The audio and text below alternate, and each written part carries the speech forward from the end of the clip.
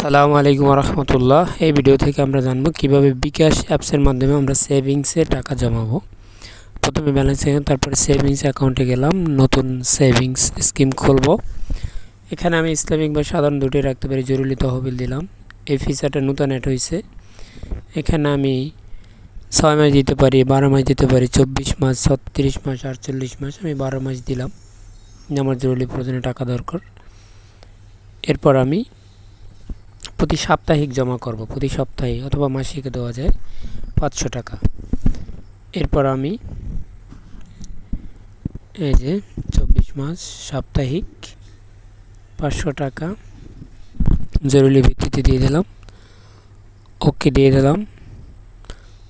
ওকে দিয়ে দিলে এই যে আমাকে ব্র্যাক ব্যাংক এত দেবে এবং পিএলসি ব্যাংক এত দেবে। আমি ব্র্যাক ব্যাংকটাই ক্লিক করে দিলাম। ব্র্যাক ব্যাংকে ক্লিক করে দেওয়ার পরে এখানে এই যে এটা নমিনি যোগ করা আছে, এই নমিনির আইডি আপনাকে না দেওয়া থাকলে দিতে হবে, তারপরে বাস হয়ে যাবে। এটা হলো বিকাশে সেভিংসের মধ্যে টাকা জমানো।